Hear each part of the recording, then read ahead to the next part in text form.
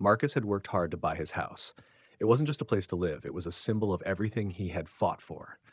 The long hours at the firm, the years of sacrificing weekends, the endless grind, it all been worth it. This house, this backyard, and most importantly, this pool were his to enjoy. But lately, something had been bothering him, something that made his stomach twist every time he stepped outside.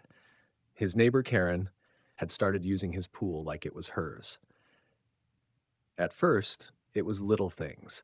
He'd come home from work and notice wet footprints on the deck, though he hadn't been in the water that day. Then he started hearing voices, her voice, floating over the fence, followed by splashes and laughter. He brushed it off at first, thinking maybe he was imagining things, or maybe her kids had accidentally thrown a ball over and had to jump in to retrieve it. But then, one Saturday morning, he got undeniable proof. Marcus had woken up earlier than usual, planning to enjoy a peaceful morning with a cup of coffee by the pool. But as soon as he stepped onto the deck, he froze. There she was, Karen, floating on a giant pink flamingo, sunglasses on, a mimosa in one hand, looking as relaxed as if she were at a resort. For a moment, he just stared, trying to process what he was seeing. This woman, this same woman who barely acknowledged him in passing, the same one who once complained about his music being too loud for the neighborhood, was now lounging in his pool without a care in the world. She didn't even notice him at first. She was too busy scrolling through her phone, occasionally laughing at whatever she was looking at. Beside her, on the edge of the pool, was a half-empty bottle of champagne and a plate of what looked like croissants. Marcus glanced around and noticed something else: two empty glasses. She wasn't alone. His jaw clenched as he took a deep breath, forcing himself to stay calm. He didn't want to explode, but the audacity of it all was making his blood boil. Finally, he cleared his throat loudly, making sure she heard him. Karen flinched and turned her head slowly. When she saw him standing there, arms crossed, expression unreadable, she had the nerve to smile. "Oh, hey, Marcus," she said, as if this was the most normal thing in the world. "Didn't think you'd be up this early. Lovely morning, isn't it?" Marcus stared at her, struggling to find the right words. He wasn't sure if he was more shocked at the blatant trespassing or the complete lack of shame. "Karen," he said, his voice steady but firm, "what the hell are you doing in my pool?" She let out a light laugh, waving a dismissive hand. "Oh, don't be so dramatic. It's just a little dip. You weren't using it." Marcus took a slow, deliberate step forward. "That's not the point." Karen sighed, as if he was the one being unreasonable. "Look, the sun was out, the water looked amazing, and honestly, I was doing you a favor. A pool this nice deserves to be appreciated." Marcus could feel his patience slipping. "You do realize this is trespassing, right?" Karen scoffed. "Oh, please. We're neighbors. It's not like I broke into your house." Marcus exhaled sharply through his nose. He could already tell this conversation was going to be an ordeal. But one thing was for sure, he wasn't letting this slide. Not this time. Marcus tightened his jaw as he stared at Karen, who was still lounging in his pool like she had every right to be there. The sheer audacity of her response left him momentarily speechless. She wasn't embarrassed. She wasn't apologetic. She acted as if this was her personal country club, as if his hard-earned backyard belonged to her. "Get out," he said finally, his voice calm but edged with steel. Karen sighed dramatically and took another sip of her mimosa. "Marcus, come on.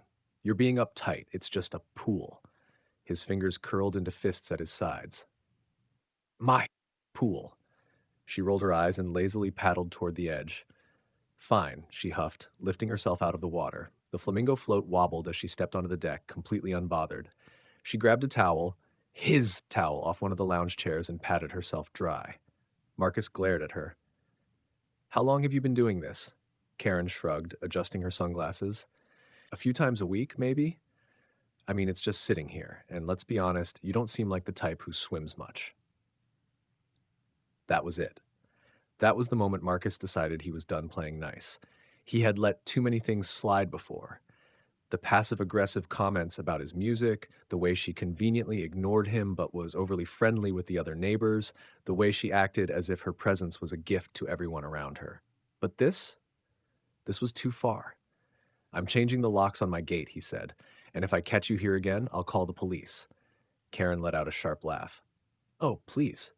The police. What are you going to say? Oh, officer, my neighbor took a little swim in my pool. Arrest her. She shook her head and scoffed. Give me a break. Marcus didn't blink. Trespassing is trespassing. She stared at him for a moment, her smile faltering just slightly. Then she shook her head and grabbed her champagne bottle. Whatever. You don't have to be such an ass about it. He stepped aside as she walked past him, barefoot and dripping, leaving a trail of water on his deck. As she opened the gate, she turned back and flashed a smirk. You really should learn to share, Marcus. Then she slipped out, closing the gate behind her like nothing had happened. Marcus stood there for a long moment, watching the water ripple in the now empty pool. His fists slowly unclenched, but his anger remained. She thought this was over. She thought she could laugh it off like she always did. She had no idea who she was messing with. As Marcus walked back into his house, his mind was already at work. If she wanted to treat his property like a community pool, he was about to make sure she regretted it. A slow smirk formed on his face as an idea took shape. Karen had picked the wrong person to mess with. Marcus spent the rest of the day simmering in frustration, replaying the morning's events in his head. Karen had strutted out of his backyard like she had every right to be there, completely dismissing the fact that she was in the wrong. And worse, she had laughed at his warning, acting as if he was overreacting. That only fueled his resolve. This wasn't over. If she thought she could get away with this, she was about to learn a hard lesson. By that evening, he had a plan. The first thing he did was install new locks on his backyard gate. The old one had been flimsy, easy to slip open, but this was a heavy-duty padlock. There was no way she was getting in without climbing, and Marcus had a feeling Karen wasn't the type to put in that much effort. Next, he ordered security cameras online. If she ever tried to pull this stunt again, he wanted evidence, clear, undeniable footage that would shut down any excuses she might come up with. She could laugh all she wanted, but she wouldn't be laughing when the police had video proof of her trespassing. But Marcus wasn't stopping there. No, he wanted to make sure Karen felt his response. So the next morning, he got to work on his ultimate deterrent. It was early, just past sunrise, when he rolled up his sleeves and grabbed the extra-strength pool shock he had stored in his shed. He poured a generous amount into the water, watching as it mixed and fizzled beneath the surface. This wasn't the usual maintenance dose. This was enough to irritate the skin if someone swam in it too soon. It wouldn't cause any real harm, but it would definitely make Karen uncomfortable if she decided to ignore his warning. For added effect, he pulled out his Bluetooth speaker and placed it on the deck. He had a special playlist queued up, one he knew would annoy the hell out of her if she overheard it. Karen loved her peaceful, spa-like mornings. Well, today she was getting loud, bass-heavy rap music shaking the fence. Satisfied with his setup, Marcus went inside, grabbed a cup of coffee, and waited. And sure enough, not even 2 hours later, he heard it, the telltale clink of his backyard gate rattling. He didn't even have to look outside to know who it was. A few seconds later, an annoyed voice rang out over the fence. "Marcus! What the hell?" He smirked and took a slow sip of his coffee before stepping outside. Karen stood just beyond the locked gate, arms crossed, looking completely flustered. Behind her, she held a rolled-up pool float, clearly intending to sneak back in. Marcus leaned against the doorframe, his expression calm but smug. "Problem?" Karen huffed. "Why is the gate locked?" "Because it's my pool," he said simply, "and you don't have permission to use it."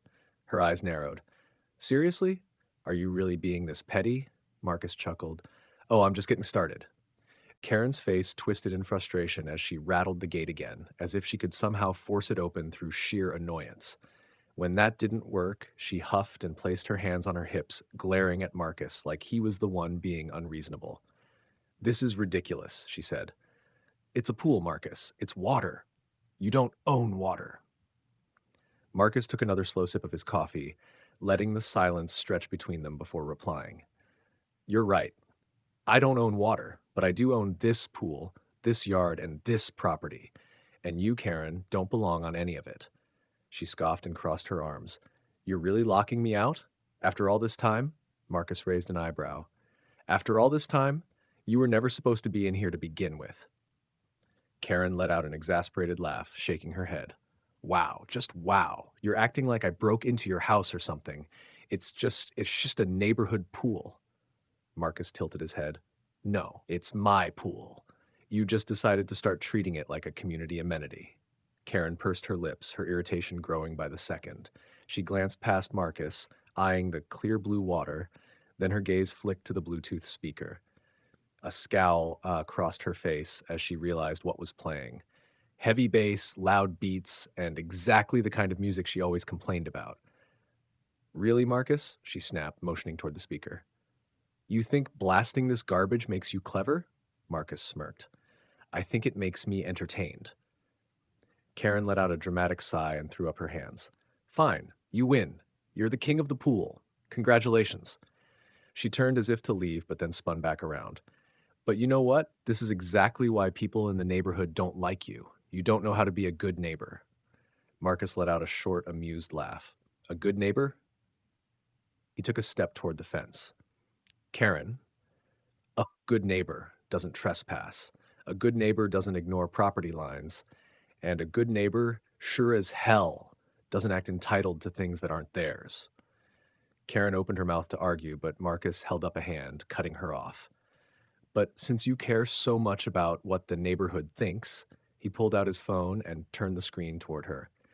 Her eyes widened as she saw the live security feed, capturing every second of her standing there, rattling the gate, looking furious over the fact that she couldn't break into his yard. Go ahead, Karen, Marcus said smoothly. Tell me more about what a good neighbor should do, because I'd be happy to show this footage to our HOA. Karen's face went pale. For the first time since this whole ordeal started, she had nothing to say. She clenched her jaw, turned on her heel, and stormed off without another word. Marcus chuckled, watching her retreat. Checkmate. Marcus stood by the gate, watching Karen stomp away like a child who had just been told no for the first time in her life. She didn't turn around. She didn't try to argue further. She just disappeared into her house, slamming her door behind her. He let out a slow breath and finally allowed himself to relax. That should be the end of it. Or so he thought. The next morning, Marcus woke up feeling victorious. He stretched, enjoying the peace of knowing that his pool was finally his again. No uninvited guests, no entitled nonsense, just him in the backyard he worked hard for. He made himself a cup of coffee, stepped outside onto his deck, and took in the quiet. But something felt off. His eyes scanned the yard, and then they landed on it, the pool. Floating in the water, smack in the center, was a giant inflatable flamingo. Marcus narrowed his eyes. No way. He walked closer, scanning the area. The gate was still locked, no signs of forced entry. The security cameras hadn't alerted him to anything unusual overnight. And yet, there it was. A blatant, smug little message from Karen. Marcus sighed and shook his head. She really thought this was a game. Fine. He pulled out his phone, opened the security app, and started scrolling through the footage. It didn't take long to find the answer. At 2:43 a.m., the camera near the side of his fence caught movement. And there she was, Karen, standing in her backyard with a flamingo float in her hands. Instead of trying to break in, she had hurled the damn thing over the fence like a petty teenager. Marcus exhaled a short laugh. This woman was unbelievable. He glanced at the ridiculous float bobbing in the water. He could have just fished it out, tossed it in the trash, and called it a day. But no, if Karen wanted to be childish, he could match her energy. So, instead of getting rid of it, Marcus went back inside, grabbed a permanent marker, and walked right back to the pool. He pulled the flamingo onto the deck and, with careful precision, wrote in big, bold letters across its bright pink surface, "Trespassers will be prosecuted." Then, grinning to himself, he walked to her front yard and dropped the flamingo right on her doorstep. As he turned to leave, he glanced up at her security camera. He gave it a little wave before heading back home, fully satisfied. The next few days were blissfully peaceful.